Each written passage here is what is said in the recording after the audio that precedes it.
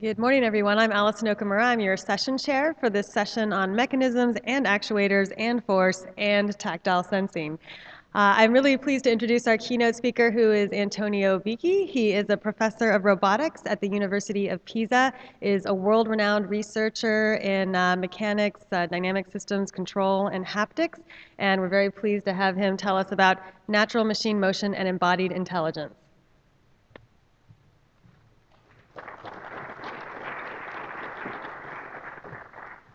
Thank you very much, Alison, for the introduction, and thanks to the organizers for inviting me here. I think I can move here. Yeah. No. A short line. Okay, so the talk is about natural machine motion and embodied intelligence. Natural motion is something that we all expect from our machines, from our robots, to achieve at some point. I don't believe, if I think of a robot in the future, I don't believe it will move like the stereotype robot motion or like the industrial robots that we had in the past. I'd rather think that they will like more like humans do. And you can see here some of the feats that a human can do. Deepest drive, 44 meters, 54 meters. And you can jump from standing almost as high as you are. You're tall. These are probably far to be reached, but robots and humans compare very poorly. Robots compare to humans very poorly. This is a slide I borrowed from Alinal Bushaffer, who has led a project on actuation and natural motion of robots for some years with us. The difference is the body. Another topic of the talk is human hands and robot hands. Robot hands we have seen robot hands of different types, some very beautiful hands, some are being made now, some go back in the past, and some of these were really exceptional engineering features.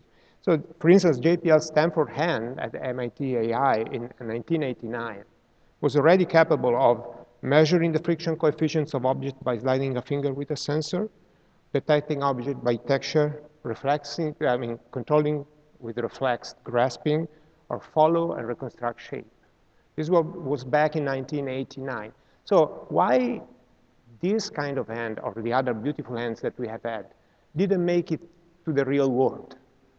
You don't see them in industry, you don't see them in real application, you don't see them in service. What is the reason? Part of the reason is that machine motion is not good enough. At that time, we had a motor box that was much larger than the hand itself, Bowden cables that would break very often, unfortunately. But even today, recently we have made this hand that's rapid prototyping, more modern design. You can do nice things. You can handle different objects. You can also manipulate a little bit, like a syringe or a Dremel. But things that are untold very often is that still the motor box is large, the tendons are fragile, and the programming of this hand takes a long time. Now, programming might not be a big problem. If you are very good at programming, computational power is very cheap now.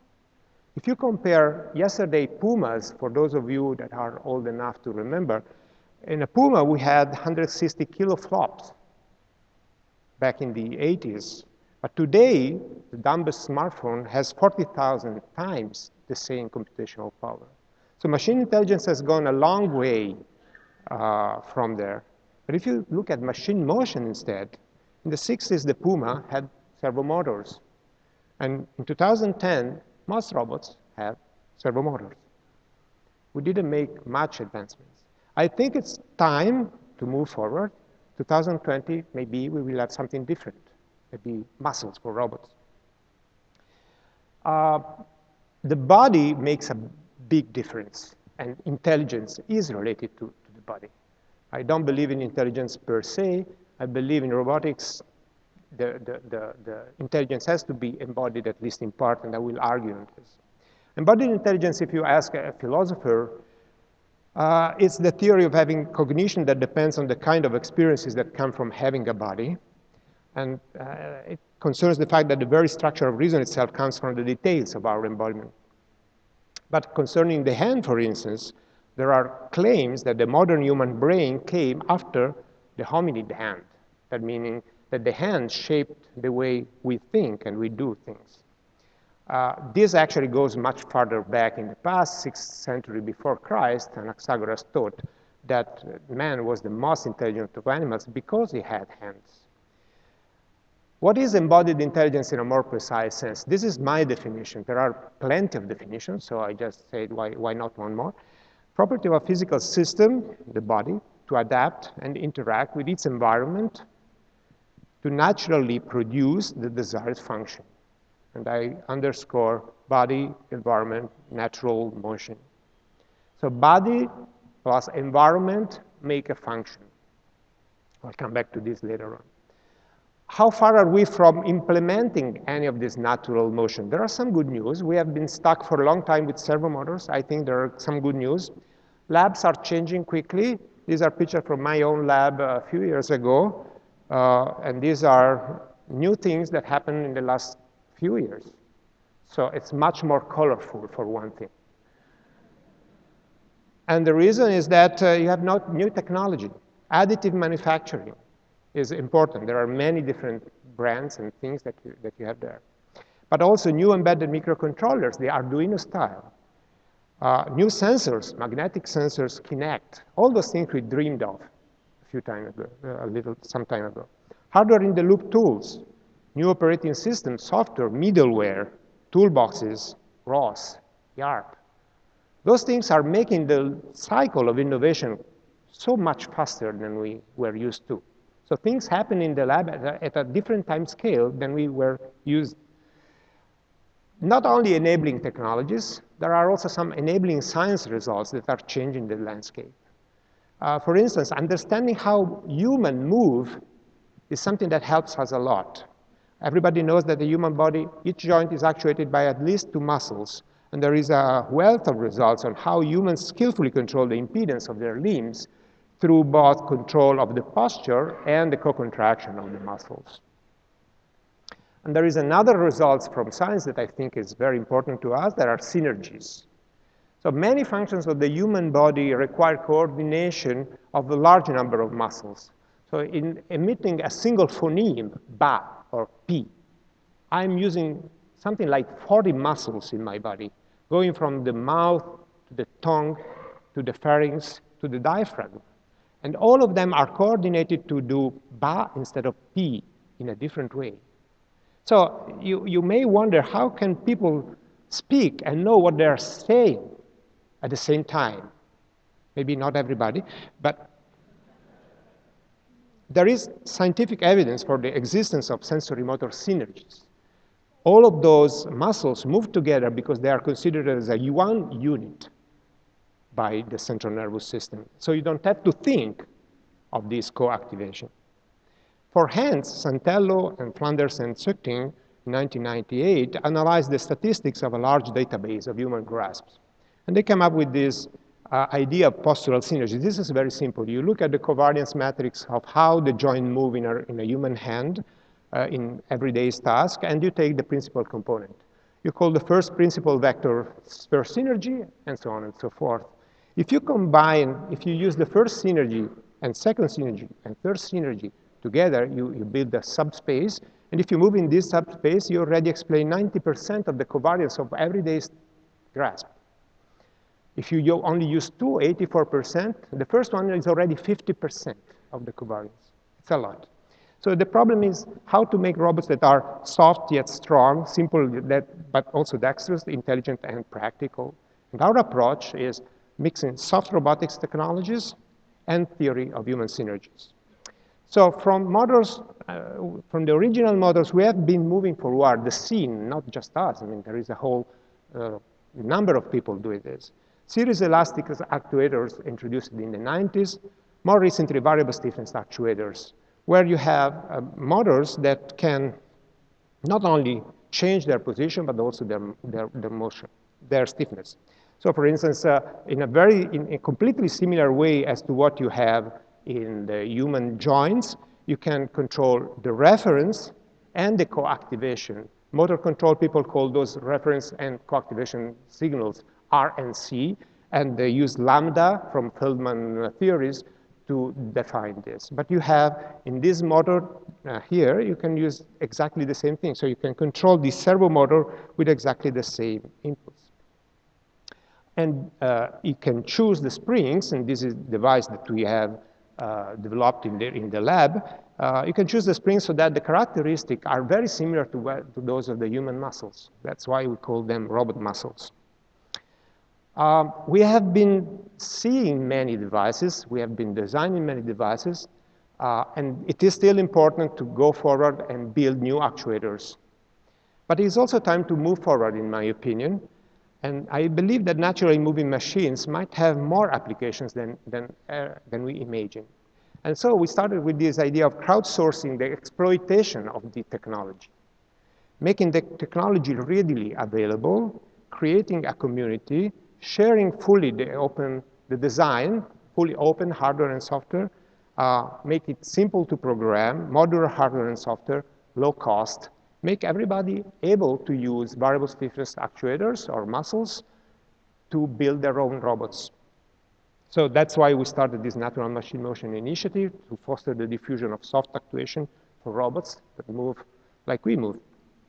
And here is the website that we have started. You can put there your own drawings of your own device, schematics, instructions, actuators, accessories, or you can download and print out that cube that I showed before if you like, and use it in your lab. Those cubes can be used as building blocks for doing a snake or an hexapod or a humanoid that has the possibility of controlling the stiffness while it moves, co-contracting just like the human do. But let's go back to hands. Okay, so the first synergy alone explains 50% of the covariance. So we say, why don't we start from there? If you move a hand according to the first synergy alone, then you have a single degree of freedom, basically. It's a subspace where you coordinate motion. That is not enough. The idea of synergies is not enough to grasp an object, because if you close your hand, either you're not grabbing the object, or if you do, you get inside. That's not the point. So putting together soft technologies and synergies, you can explain perhaps how you can control the hand. So the idea is that you have this reference position, that is the mesh hand, and the real hand. You can control the reference R on this manifold of the synergies, and then the stiffness. So the force is generated via the error between the real hand and the reference hand times the stiffness that you control. So this sounds like a nice idea. Can we implement? From theory to practice, there is need for some more radical changes in the design. So we started implementing a new hand that substitutes joints with roll articular pairs and has ligaments that are elastic. So each finger can be deformed, can be almost torn apart, and goes back in position. So it can withstand impacts. This is the PISA IIT Soft 10 that we put together. And here are very first experiments with that. So the hand moves and can comply with different objects. So you can observe that the shape of the hand is different depending on the object itself. The hand has 18 anthropomorphic joints, one soft synergy, one motor. Here is the hand grasping different objects. And here is grasping handles. The hand can be mistreated, even severely. You can slam it on a very rigid environment.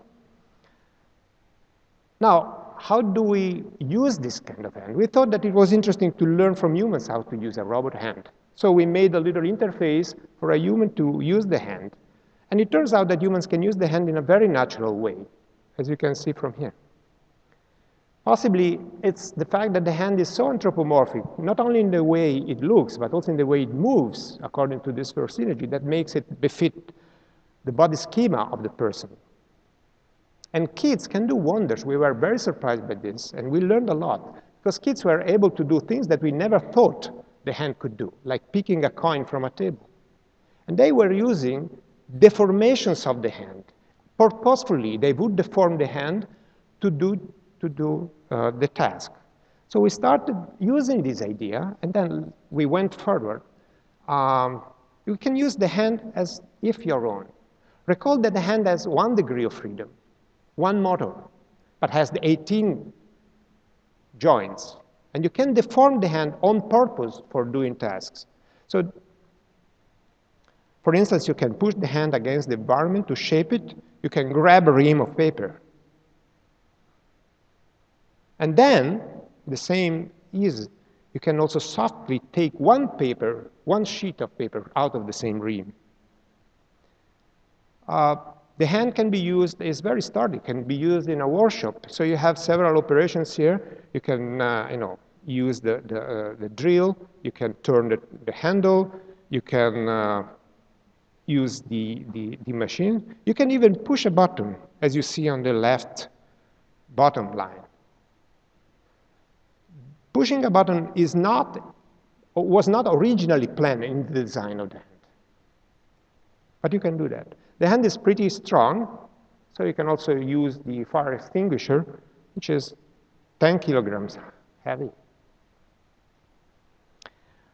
The hand can also be delicate. So if we control both the reference and the stiffness, we can do things like handling strawberries or noodles like this.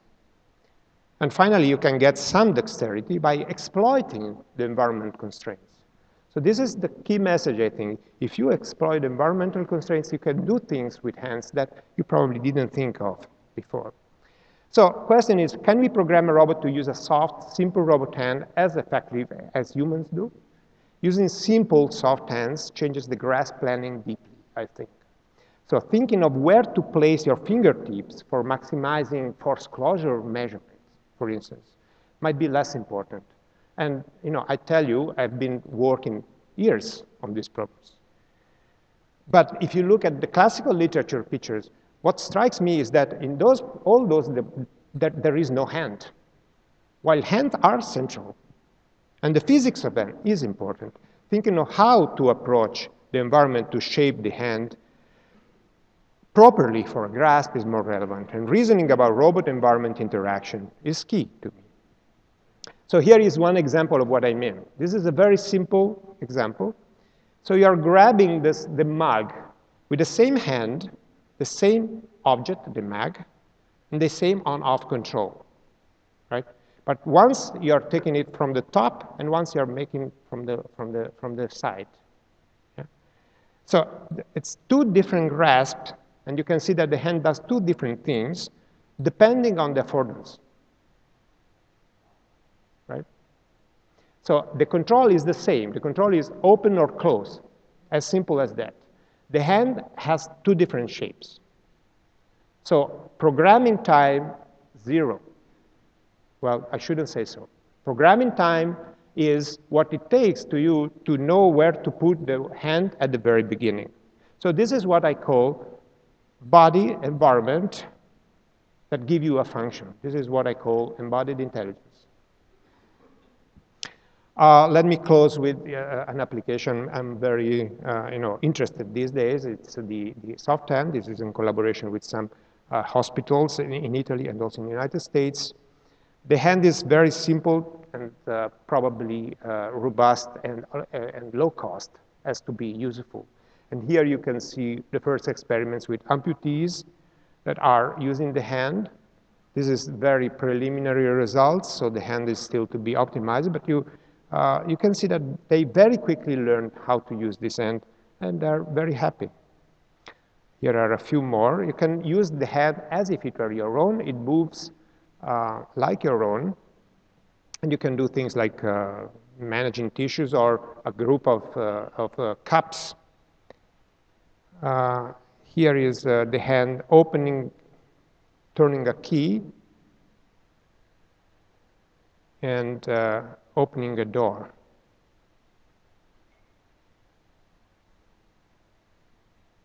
There's a lot of work to do, but we believe that this will impact somehow the possibility of giving hands to people at a reasonable cost that are robust and can be useful and have an impact on the real life. So these are the people that have done most of the work, and these are the sponsors, and thank you for your attention.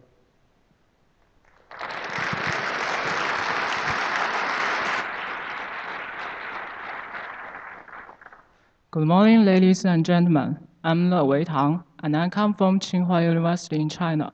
I would like to present our paper entitled Dynamic Trajectory Planning of Planar 2 Degrees of Freedom Redundantly Actuated Cable Suspended Parallel Robots. This work was done in collaboration with the Robotics Laboratory at Laval University in Canada. The main contribution of this paper is to show the dynamic capability of cable suspended robots using redundant actuators, especially for the trajectories that extend beyond the static workspace. In this paper, we study a mechanism in which 4 cables are attached at a common point mass and effector, whose motions can be controlled in the plane. Since there are 2 degrees of freedom and that 4 actuators are used, the robot is redundantly actuated. To discuss the dynamic trajectories, the working plane is divided into 7 regions. It is shown that the end effect cannot reach region 1 because of the direction of gravity. It is also noteworthy that the region 3 is referred to as the first closure workspace, where arbitrary accelerations can be theoretically generated. The antipodal theorem is used to simplify the tension constraints. For instance, considering the configurations in the left figure, cable 2 and cable 3 form a sector containing cable 1 and cable 4.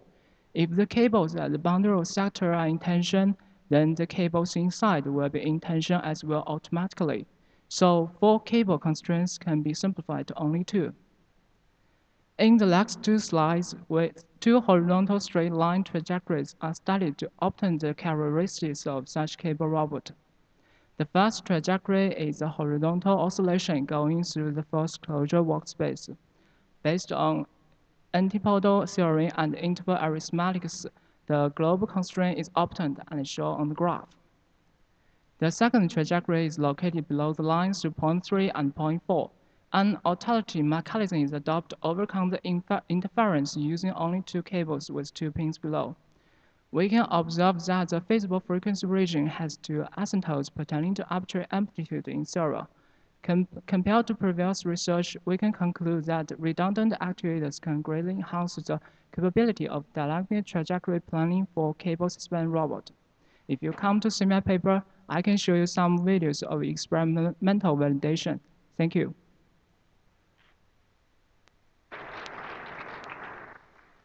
Hello everyone, my name is Hamid Khakpour, and today I'm going to present you the work I have done with my supervisor, Dr. Lionel Briglen, from Polytechnique de Montreal, and it's about augmentation of the workspace of a special cable robot with 3 degrees of freedom using differential system. As everybody knows, cables, they just can pull the objects but not push them.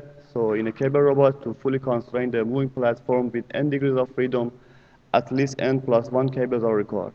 Also, it's shown in the literature that if more cables are used in the structure of cable robot with a proper design, larger workspace can be expected. However, using more cables would result in, of course, using more actuators, which itself result in higher cost of the robot and more complexity of the controlling procedure of the mechanism. So we have proposed to use differential systems in the structure of cable robots to improve their workspaces while the number of actuators are kept at minimum. In these 2 figures, you can see 2 cable systems. In the left figure, the 2 cables are individually actuated using 2 actuators, and so they can produce 2 constraining forces.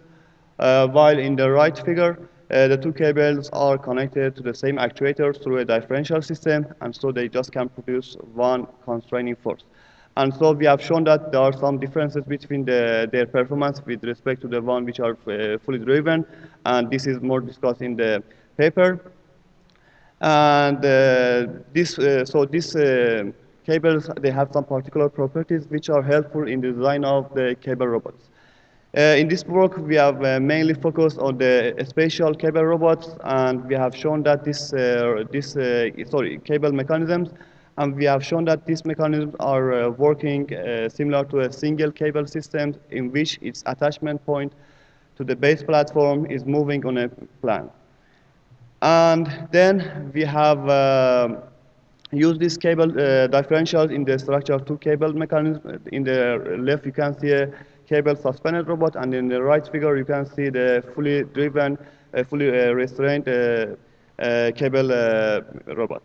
And then we have calculated their workspaces, the range closure and range feasible workspaces, and compared them to those of fully driven cable robots with similar structures and the same number of actuators. And we have shown that using these systems, we can have better and larger workspaces. I would like to talk more about this work in the interactive session, and I would be happy to see you there. Thank you very much.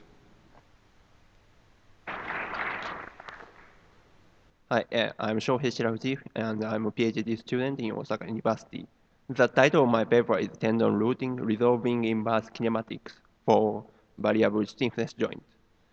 The variable joint stiffness is one of the important functions of the human musculoskeletal system to accomplish various tasks adaptively.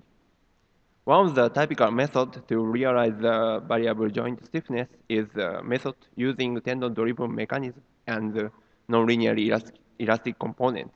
In this method, the joint stiffness is adjusted by pulling several nonlinearly elastic components, preventing movements of the joint, as shown in this figure.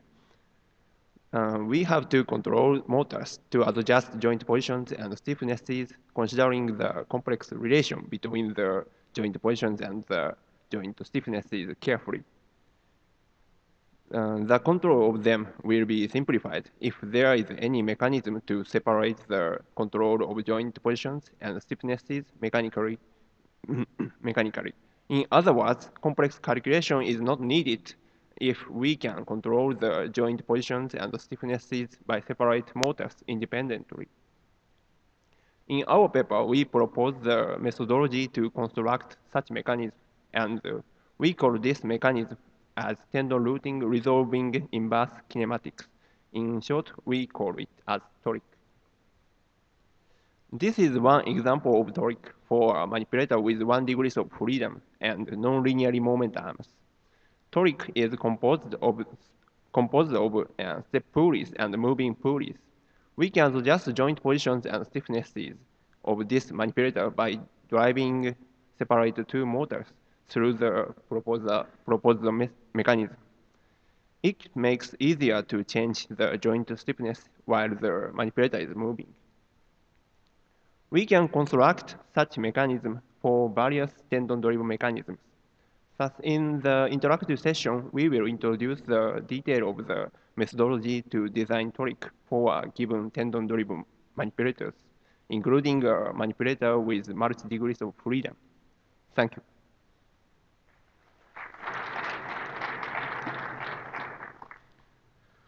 Hello everyone, I'm Yongtae Kim and I'd like to talk about our research drum stroke variation using variable stiffness actuators. The motivation of our research is implementing variable drum stroke using variable stiffness actuators. In drumming applications, stiff actuator has possibility to break the drum membrane, and also series elastic actuators has limitations on variety because it has static stiffness.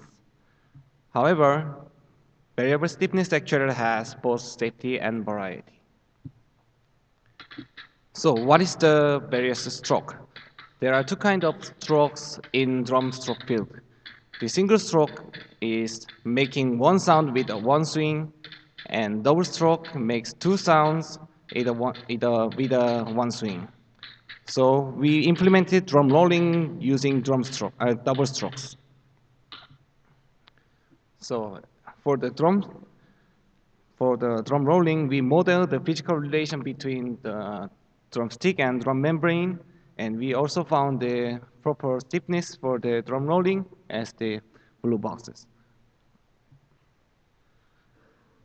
In double stroke, the core variable is the stiffness. The responses are varied by the stiffness variation. In high stiffness, there is no bounces and only single strokes are appear. And if the stiffness is a little bit decreased, bounces are appeared and the double strokes are start. And there are also some region that allows the drum rolling. It means the first stroke and the bounces, this stroke are come out after the stroke, so it makes the sustainable strokes. If the stiffness are a little bit more decreased, there are no bounces and there are only single strokes are appear. So let's see our video. This video shows the stiffness variation and the response are changed by the stiffness variation. So there are some regions that allow the stiffness. Sorry for sound, and this is the rolling region.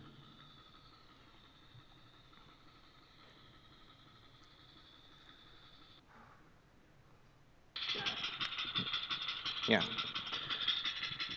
Thank you for watching, and I'd like to talk about more details about our research, and I want to show more fun videos about drumming in the interactive session. Thank you.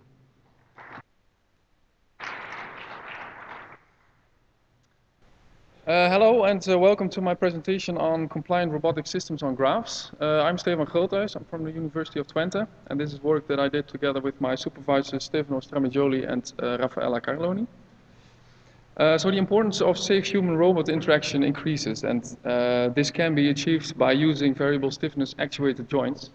At the same time, the design space of compliant systems increases because of these new types of actuators and their placement, for instance, along manipulators, which will give you new articulation types like uniarticulation and biarticulation. Graph theory allows, we propose graph theory as a modular approach, modular modeling approach, where a VSA is a building block for multi-degree of freedom systems, and where the graph defines the interconnection. So here we have a model of a variable stiffness actuator and the proposed graph on the right. So the three vertices there are the stator mass, the rotor mass, and the load mass, and they are connected by the edges there, and there, which are associated by the input force generated in the motor, the tunable spring, and a possible disturbance force on the load. So this is then the building block for more complex systems like this one, where there are multiple types of articulation, so uniarticulation, biarticulation, and triarticulation. In the same way as with this actuator, the graph can be built, which then looks like this. Actually, in a very straightforward way, you can get the dynamics equations. Now we can optimize this system, the design of this system. So suppose that I impose a task on this load, like this back and forward motion. And I let an optimal controller choose the optimal stiffnesses for the 7 actuators that drive these 4 loads. Then what we can see is that for 2 actuators, indeed the stiffness is changed along during the performance of the task. For the rest of the actuators, they are actually kept constant. So it's not necessary to put an expensive and heavy and difficult variable stiffness actuator in these locations. So these and these are this and this. So this actually then leads to design guidelines for complex compliance systems. So if you want to know more, the details come by at my kiosk this afternoon. Thanks very much.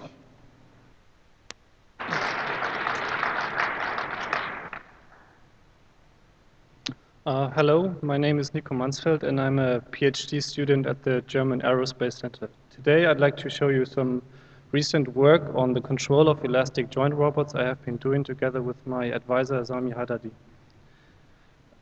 Intrinsic joint elasticity has been becoming increasingly popular mainly due to three reasons.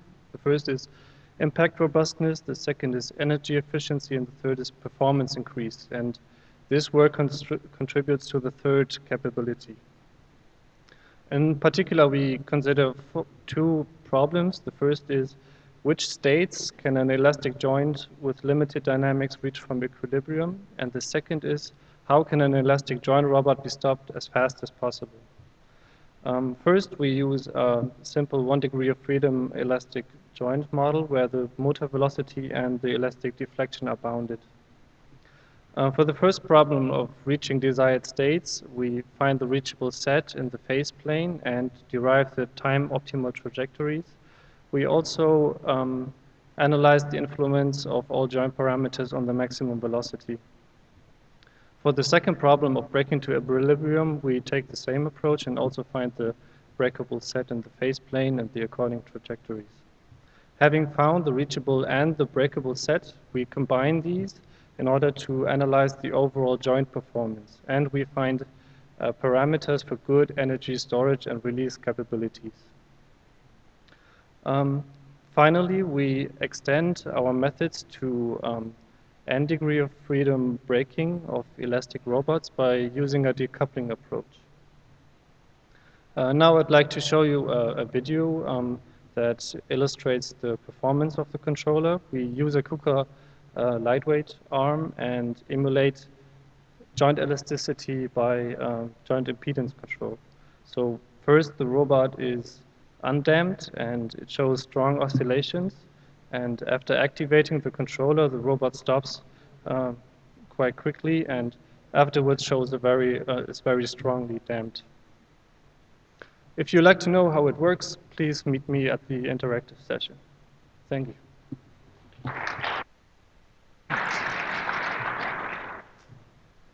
Hi everybody, my name is Matteo Lasagni, and I'm here today to present to you a shape-shifting display based on force-guiding particle chains. A shape-shifting display is a screen made of tiny robotic particles which is able to take on a form of a target 3D model. Each particle is indeed able to interact with other particles and rearrange themselves into a different shape. If you want to make high-quality display, so displays with high resolution, we need to combine together tiny particles and in a large number. But here we come into scalability problems, because if you have many particles which have to stick to each other and which are able to change their connection dynamically, we need to build in each particle strong actuators and latches. But in general, the strength of an actuator grows with its size. And because of that, we run into a problem, as the particle also would have a constraint on the minimum size. To overcome this problem, we devised this system in which multiple chains are arranged regularly one beside the other to form a foldable surface. And each chain that you can see here can fold and outline a corresponding slice in the target 3D model. To simplify particles design, instead of having a strong actuator here within the particle, we concentrate the actuation outside the chain, like here, in a way that a single external actuator exerts a compressing force on the chain and therefore on each particle by means of these two tendons.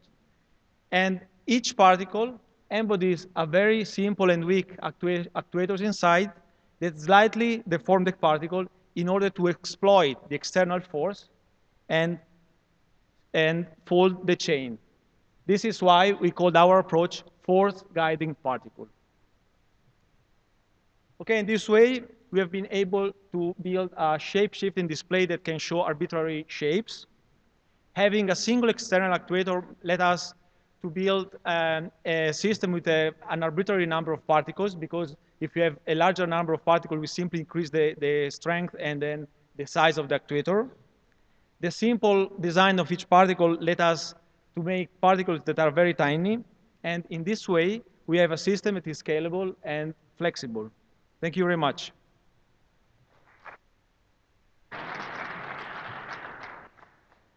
Good morning. My name is Jakub Lengiewicz. I will present the joint work of my team on one of important features of programmable matter, which is the ability to perform mechanical tasks. Programmable matter is a concept of future metamaterial that can autonomously assume any desired shape or perform some other mechanical tasks. For example, can lift a load. Currently, the most advanced approaches to the realization of this technology come from the field of modular robotics.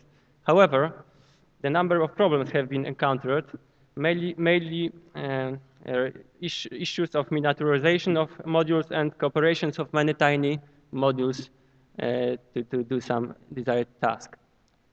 We base our analysis on the concept of spherical modules proposed by the Claytronics teams from Carnegie Mellon University. The Claytronics design seems suitable to be miniaturized, and as it doesn't possess any moving parts. The basic actuation mechanism is controlling of electric fields beneath the surface so as to move two modules around each other. The strength of such an actuation is relatively high, but it is still too low to carry the collective weight of the modules in moderately large structures. This is because the overall strength of such structures is quite low. Our idea is to equip the modules with secondary connection type, the strong connections. Strong connections can make it possible to build durable and rigid frames, which are then moved in opposite directions by propelling modules, producing the overall force. So we call this actuator microstructures because of the microstructure of this. So we have developed several types of actuator microstructures and several variants of each of them. The linear actuators seems to be the most promising, but there are some others, so-called pump actuators and the rotor actuator. So they have some particular advantages as well. We have analyzed the proposed actuators both analytically and numerically using a properly adapted discrete element system. The results prove that the overall force scales with the volume of the structure. For example, in one of the analyzed cases, the actuator can lift the 8 times as much as it weighs itself. I will be pleased to discuss the topic in more detail during the interactive session. Thank you for your attention.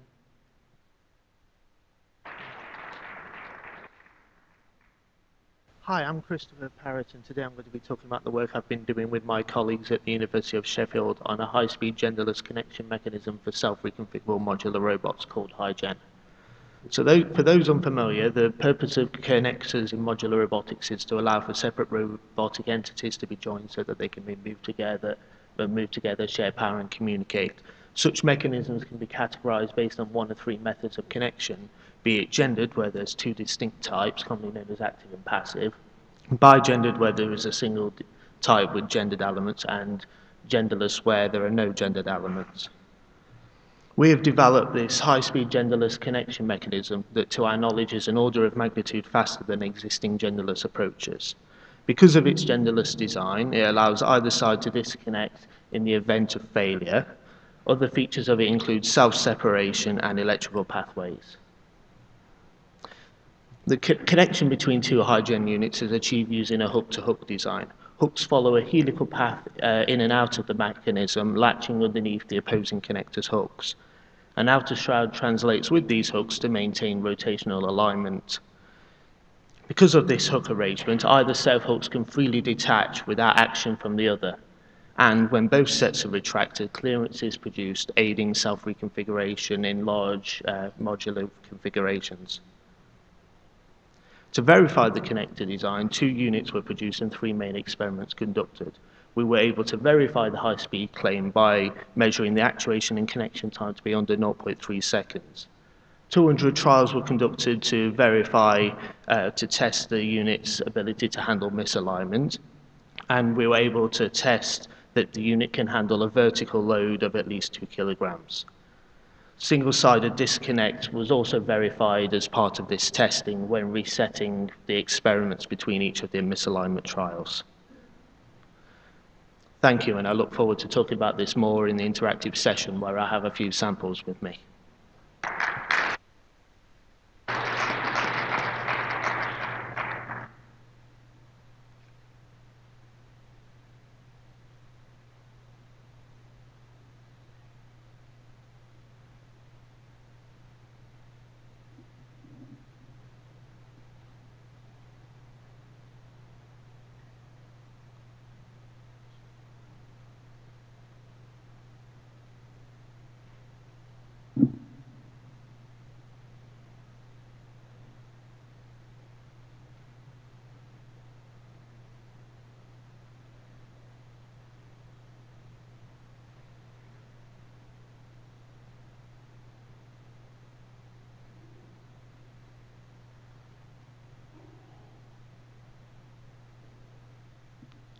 Okay.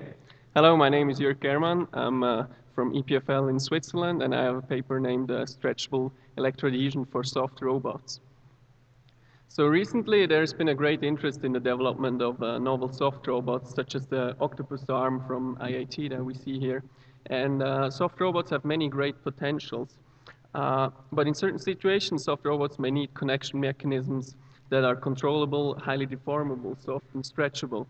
And this is what we focus on here, so enabling controllable adhesion for soft robots, and more specifically, developing stretchable electroadhesion.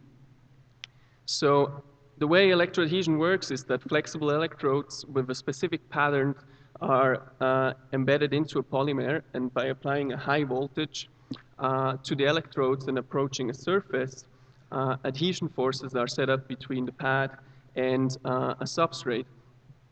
And here in this work, we wanted to investigate how the adhesion forces develop when electroadhesive pad can undergo large mechanical strains. So we came up with a simple fabrication process for stretchable electroadhesive pads, and we fabricated samples with different electrode geometries, and in order to assess the performance of the pads, also an experimental setup to characterize the normal and shear attachment forces under different strains. And one of the striking results of our experiments is that the normal forces decrease with stretching the electroadhesive pads, whereas the shear forces actually increase with a higher stretch of the pads. And we believe that this is due to an interplay of mechanical and electrical effects that happen when stretching the pads. Now I'd like to show you a little video that shows this work. So here you can see the soft and stretchable electroadhesive pads. And for our experiments, we have this stretcher, so we can stretch the pads in 2 axes. And so here comes an example that shows that the shear force under low strain is actually lower than if the pad is higher stretched, such as we can see it here. And another advantage of the higher stretch is actually that the surface area is increased, which means the shear force can be further increased by having a greater surface area. Now, another example of what we did is we strapped it over a finger, and we show something that a human being could not do with just 1 finger. And also just to show actually the holding, the potentials of that force, it's holding here up a robot. So I'd be happy to talk more about this with you.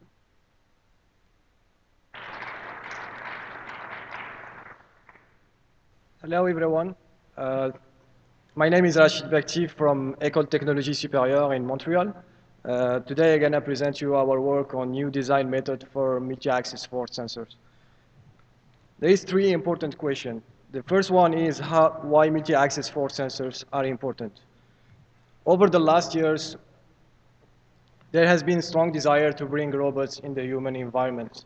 And the force sensing capability is one of the key features to help for better interaction and safe interaction. So the second question is how to spread their use. Of course, a good sensitivity, better accuracy, lower noise, a good compactness, and a lower cost will lead to a better integration of this kind of sensors in different applications. The last question is how to improve their performance. We think and we believe that the geometry of the mechanical structure combined to a proper displacement sensing technology are both important to enhance the sensor performance. So to prove that, we tried to design a miniature 3-axle force sensor. And first, to improve the shape of the mechanical structure, we used the symbolic mathematical model, which link the applied wrench applied on the structure to the pre-selected displacement on the compliant structure. And this model allows us to easily define the design constraint and choose the best shape for the mechanical structure. Also, we used a capacitive sensing system, which contained 4 cells, and by doping the dielectric between the 2 conductive plates, we was capable to improve the resolution and the sensitivity of the sensor. So as a result, we obtained this prototype, which is 3-axle force sensor. It was easy to fabricate. Also, it's very sensitive, and it respects all the application design constraints. I will be happy to present you a prototype in the interactive session, and I will respond to other questions for more details. Thank you. Hi, I would like to present the work of my PhD student, Atash Mkhitaryan. He has done the work at my group in University Munich. We developed a framework to create arbitrary perceptual modes from a given set of physical sensors. You may know sensory substitution from human domain. Lost sensing modality is often replaced by processing a different domain. For example, a blind person can get acoustic signals telling something about the structure of the surrounding world. And we would like to move it to robotic domain, where a typical service robot needs to sense a variety of sensor signals, which requires a large number of physical sensors. We would like to reduce the number just by applying the framework to create additional modes. These virtual modes result in different processing chains. So there is a second task on our approach to find the best configuration for this specific setup of frame rate, sensitivity, and measuring range. What we're trying to combine is a set of physical sensors on the robot on the left side with modalities we want to develop on the right. And we provide a transformation graph. This graph can be built based on the back of transformations. These transformations actually are based on physical laws like Hooke's law, stretching of a surface to force, and something like this. The graph actually contains transformation blocks, and we distinguish different types of transformation blocks, some combining just 2 values, 2 signals, some doing iterative combinations like gradients or more complex structures. Each of the blocks has some complexity value attached to it and some description of the error propagation, which allows us to build an optimal graph. And you see that for a specific combination of a physical sensor at start and a goal sensor we want to develop, we can have different chains. And the optimality tries to find the best solution in the graph to apply the sensor. We tested it on several applications. Here, for example, an accelerometer. You can use an IMU to measure accelerations, but for slow velocities, for slow accelerations, the signal-to-noise ratio may be bad, so it may be better to use a camera to use accelerations at slower rates. And here is the system developed by our framework. A second example is, for example, a touch sensor, which is consisting of a membrane with dots on it, and the camera measures actually the deflection of the points, telling you the force distribution and the force magnitude from observation. This sensor gives you additional possibility not to measure the force, not only to measure the force, but also to distinguish what type of contact you have, if it's a hard surface or if it's a soft or deformable surface. I would like to discuss the details in the interactive session. Thank you.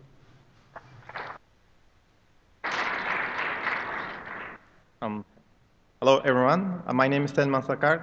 I'm presenting on behalf of my colleagues from ETH Zurich and University of Zurich, our new microrobotic platform for characterization of plant cells. Our main objective in this project is to measure both the mechanical and physical properties of pollen tubes while they are growing. And if we have a reliable method to be able to characterize these properties, then we want to move on to look for key factors that play a role in biomechanics, which proteins, which ionic flows, etc. And then using the estimated parameters, we can develop computational models for predictive power. So the main requirements are we have to be fast because the workspace is relatively big. It's millimeter scale, but the cells are small. They are micro scale. And we want to characterize many cells while they are growing to get high throughput. And we also need to track the cells while they are growing because we want to make the measurements exactly at the same location at the tip or at the stalk. And we want to integrate the whole system with confocal microscopes so that we can do fluorescent microscopy. This is the system. It's called real-time cellular force microscope. And the force resolution is around 5 nanonewtons, while the positional accuracy is 10 nanometers. And we can work in a large workspace. There are 4 main modules in the system. I'll go through them quickly. First of all, we have a positioning system.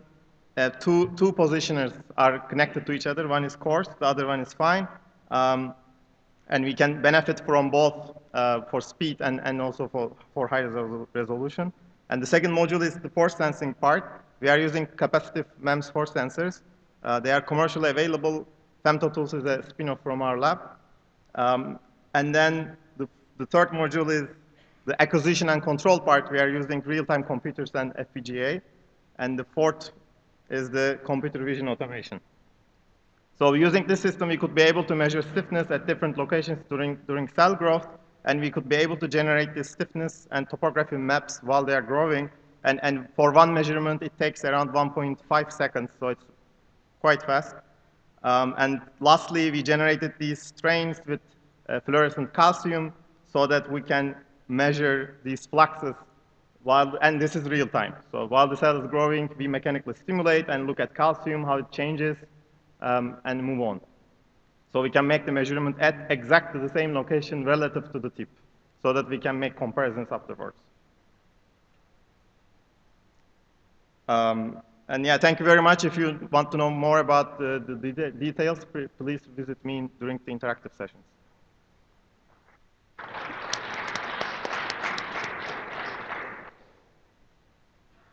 Hello, everyone. My name is Prangular. I'm a PhD student at KTH, and today I will present you our work, which is about content classification.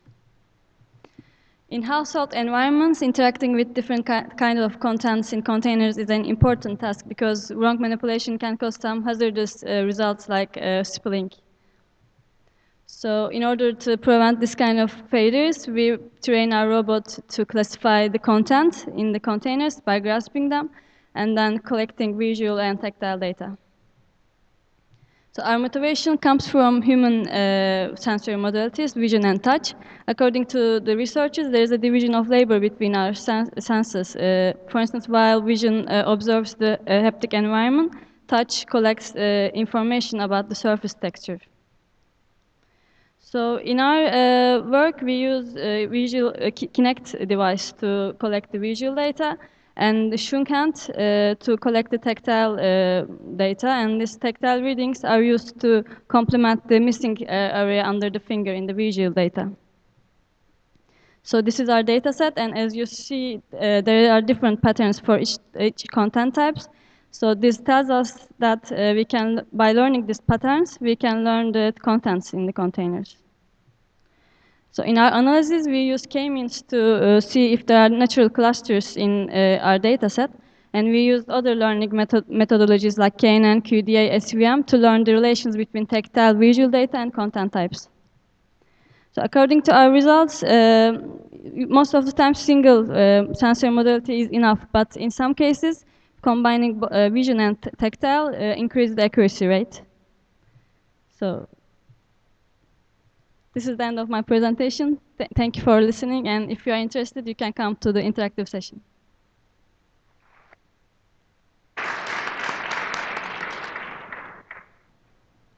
Okay, good day, everyone. My name is Emmanuel Dean. I'm working in the Institute for Cognitive Systems at the Technical University of Munich. Today, I'm going to talk about this paper named 3D Spatial Self-Organization of Modular Artificial Skin. This is a joint work with Philip Mittendorfer and Gordon Cheng. Skin is as important for robots as it is for humans. It can potentially extend the set of capabilities of a robot.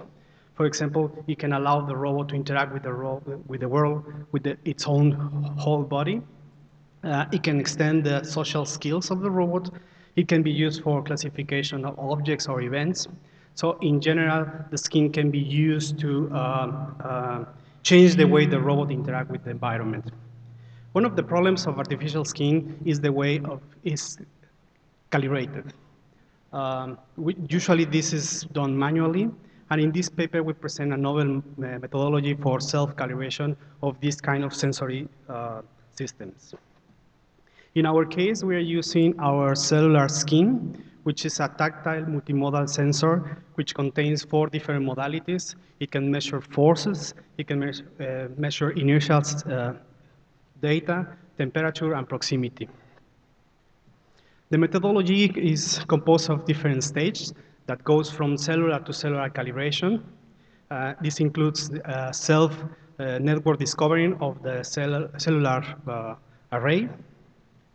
It also contains patch calibration, which includes 3D reconstruction of the whole patch with respect to a local frame, and also multiple batch calibration using external sensors. In this case, we use a camera as an external sensor.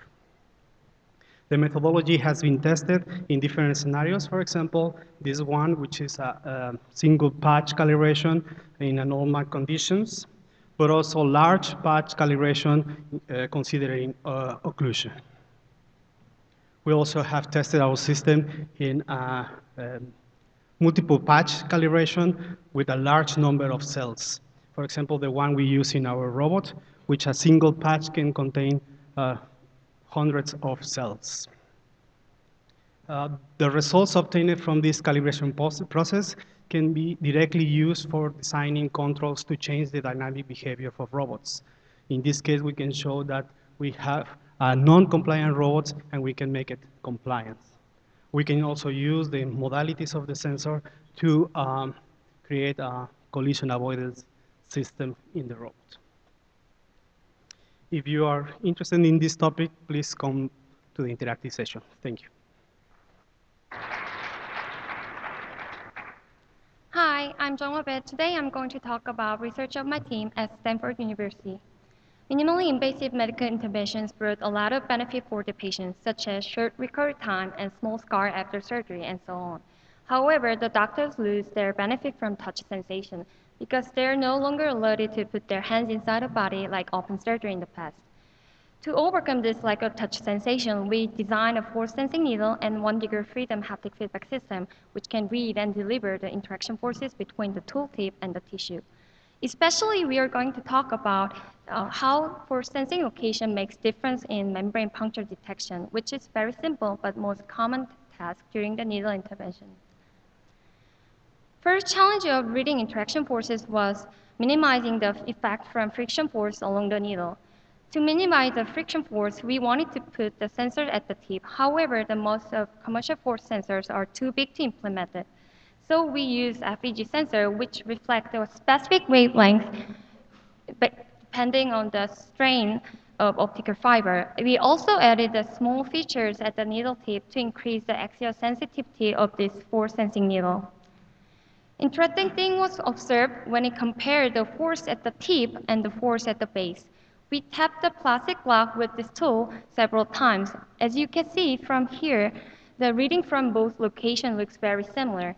However, when you insert this tool into the phantom, which has 3 membranes inside, it shows different results. Because of the friction, you could see the drag force effect from the data at the base. To explore more of this, we built 1-degree freedom haptic feedback system. The user holds this haptic display and push the needle into the phantom. Total 10 healthy users were asked to stop when they feel membrane puncture from the haptic display. The haptic feedback mode was selected randomly, and from this user test, we could see the haptic feedback based on tip force sensing give higher success rate in membrane detections. In conclusion, tip force sensing resulted in higher membrane detection rate than feedback based on other sensors. We recently designed multi-dot haptic display, and we plan to test it with physicians in the future. Thank you for listening, and please come by our interactive session booth for more details.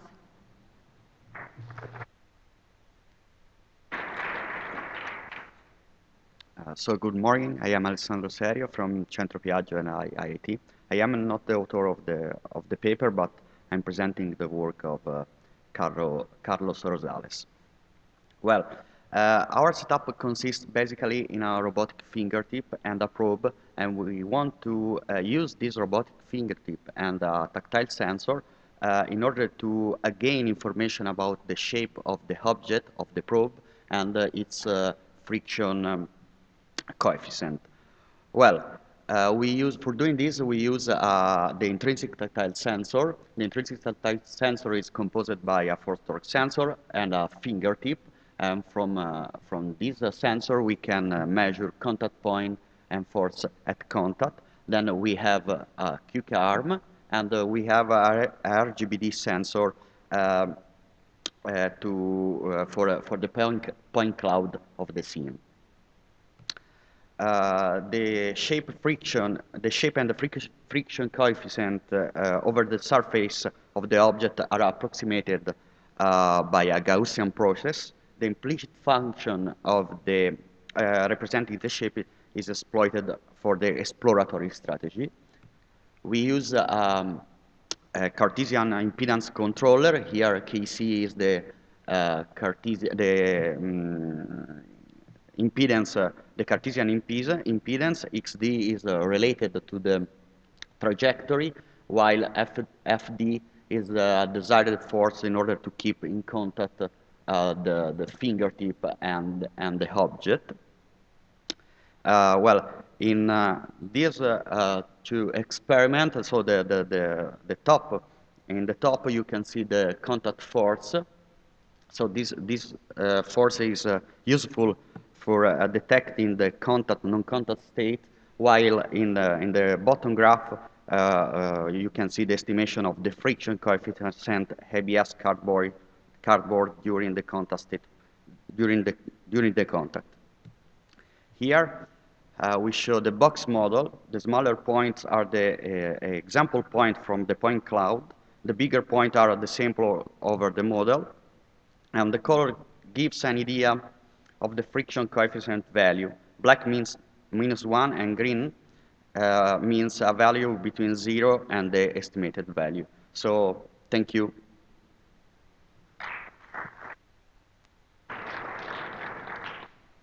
Hello, everyone. I'm Ray Lee from MIT. I'm going to talk about localization and manipulation of small parts using gel-side tactile sensing. This is joint work between MIT and Northeastern University. Robotic insertion of small parts can be challenging due to small tolerances typically involved. We have developed a tactile sensor for in-hand localization and demonstrated its capability for small parts manipulation with the USB insertion task. The gel-side fingertip sensor provides high-resolution 3D geometry of grasped parts. It consists of an elastomer gel coated with a reflective membrane, LEDs of multiple colors, and a camera that captures the deformation of the gel. The sensor itself is compact and can be mounted on a robot gripper. Its resolution can be as high as a few microns, much higher than what is otherwise available. These are the 3D geometries of different objects obtained from our sensor, where the brightness represents the protrusion of the object's surface. On the left is the 3D image of a human hair, where you can see one hair on top of the other. In the middle image is my fingerprint, and on right is numbers on a $100 note. The sensor can give tactile information in real time.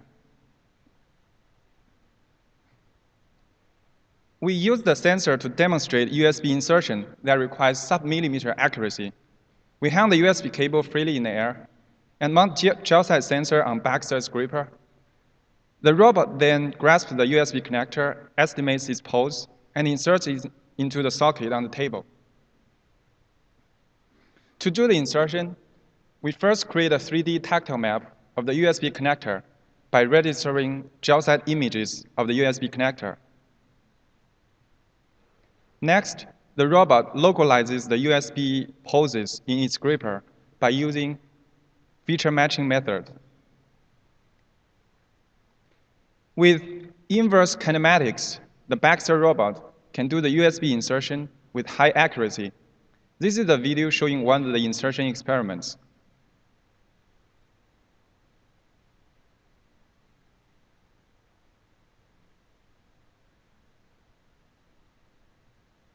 Out of the 36 insertion experiments with different USB poses, 34 were successful. If you want to know more about our work, please come to the interactive session. Thank you.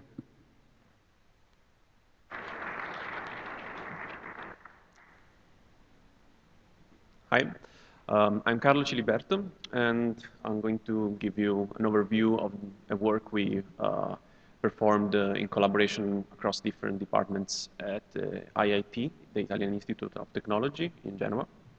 So the far end goal of the work was legged locomotion on the ICAB robot that you can see here on the right, and legged locomotion on rough terrains. So on rough terrains, the main assumption that we would like to have, the fact that the contact surface between the robot feet and the terrain is a flat surface. Well, this assumption does not hold anymore. So usually solutions can be mechanical, where we try to regulate the properties of the leg, both active or passive, or try to improve the sensor acquisitions, the perception of the environment through the interaction of the feet with the terrain. So we focused on this second aspect, and we tried to improve the active perception on the foot sole of the ICAB. So we considered a layer of artificial skin under the sole of the robot. So this is the feet, and we had a force torque sensor here. And the challenge here was to use the force torque sensor to actually learn the compliance of the individual sensors locally. So the main idea that we implemented was to consider all the tactile sensors on the skin to be local springs, and to estimate the elastic coefficient for these springs. So this is the model that we get, which is actually pretty simple. And if you are going to come to the interactive section, I'm going to describe in detail. And we both localized the sensors, the skin sensors, with respect to a reference frame, which was common for all of them, and both estimated the compliance coefficients of these sensors. So experiments were performed on two different settings. The first setting where we actually probed the skin normally with respect to the entire surface. And then we tried to generalize the estimation that we got on a different, more natural setting, which was performed while the ICAB was standing on a spherical surface, basically. So yeah, we got some good result in this way, and I'm happy to discuss them later in the interactive section.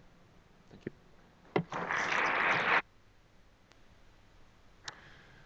Good afternoon. So since I'm the last one, Allison said I could have 20 minutes. So this is the work of two of my former postdocs. So Frank Hammond, who will join Georgia Tech as a faculty member, and Yeet Mangush, who's just now joined as a faculty member at Oregon State. So in the past, our lab has innovated in creating entirely soft sensors.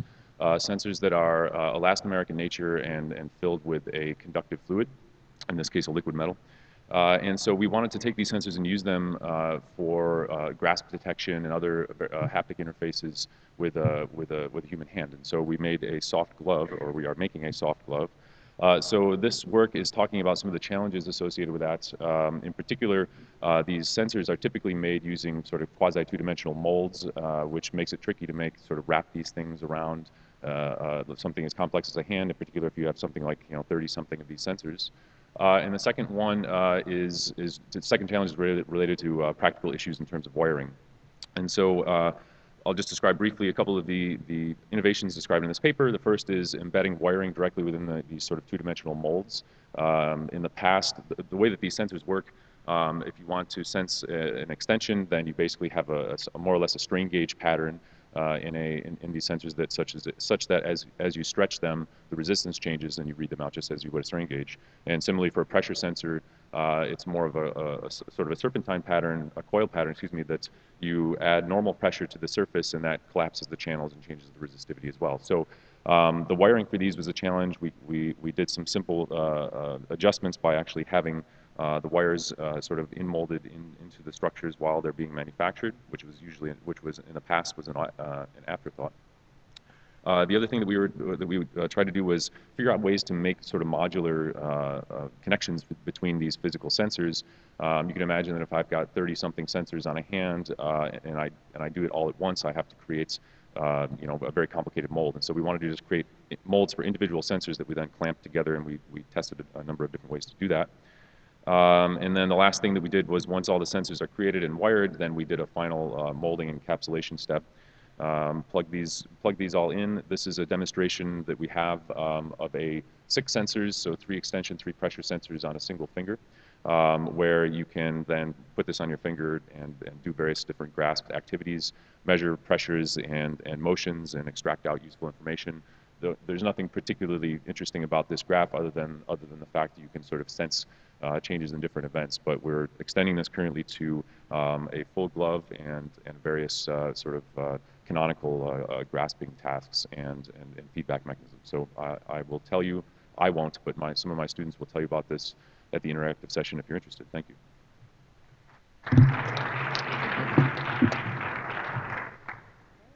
That concludes this session. After lunch and after the awards ceremony, please come speak to the authors at the interactive session. Thank you.